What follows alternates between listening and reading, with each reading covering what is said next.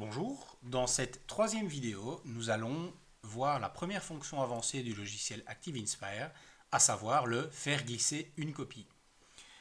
Alors, prenons un exemple.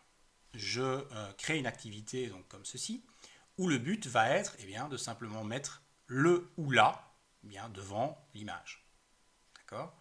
Donc là, l'idée va être la suivante, c'est que à chaque fois que je vais passer mon curseur sur le ou la, vous remarquez que mon curseur change de forme et je peux maintenant faire ceci.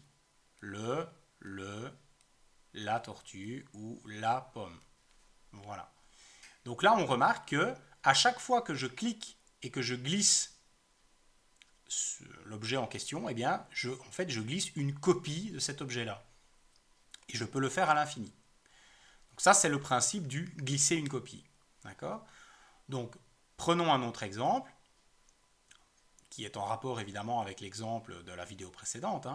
Sauf que ici, au lieu de déplacer les mots et les images dans la bonne colonne, je vais en fait faire glisser l'œil ou pas l'œil en dessous de l'objet qui correspond. Donc par exemple, ici, je vois P. Là, je vois P. Je ne vois pas P. Et je ne vois pas P. Donc voilà, je copie deux fois chaque objet dans la bonne colonne. D'accord? Troisième exemple, encore plus simple, je vais simplement dire si l'image est un mammifère ou un non-mammifère. Donc je clique simplement sur, voilà, ceci est un mammifère, ça aussi, et ça n'en est pas un. Voilà, tout simplement. Alors, ce qui est la seule petite difficulté que vous pourrez rencontrer pour créer ce genre d'activité, c'est qu'il faut bien prendre conscience que si on active le glisser-copier ou le glisser une copie sur un objet, c'est tout l'objet qui est copié.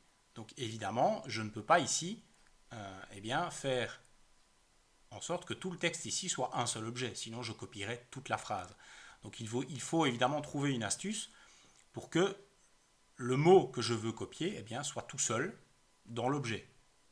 Donc ici, évidemment, ça va impliquer par exemple, écrire le début de la phrase, écrire mammifère, écrire ensuite ou un, et puis écrire non mammifère et de tout aligner. Voilà, il y a d'autres techniques qui peuvent fonctionner également, mais celle-là est la plus simple. En tout cas, ce qui est important, c'est que le glisser une copie soit actif sur un objet, là où vous avez le mot tout seul. D'accord?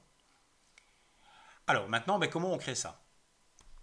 Alors au préalable, je vais reset médias. Voilà, hop, je les ai utilisés, donc je les reset, ça me permet de vous les montrer. Donc là, je vais créer un nouveau paperboard. Voilà.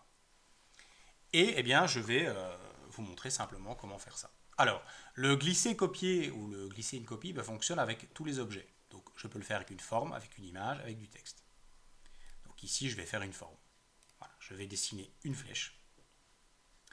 Et pour activer sur cette flèche, là, le glisser une copie, il me suffit de sélectionner mon objet et de faire un clic droit et d'activer faire glisser une copie.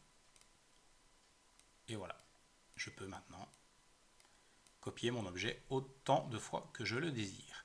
Alors, il y a une petite subtilité par rapport à l'utilisation du mode présentation et du mode création. Si vous êtes en mode création, donc vous pourrez tester, vous pourrez activer faire glisser une copie. Par contre, vous ne pourrez pas tester le fait de glisser une copie. Vous voyez qu'en mode création, mon curseur ne change pas. Je suis toujours en mode sélection. Je ne peux pas copier l'objet. Donc, il est important quand vous utilisez des glisser-copier, de repasser en mode présentation. Là, ça sera obligatoire. Et là, je peux faire des copies.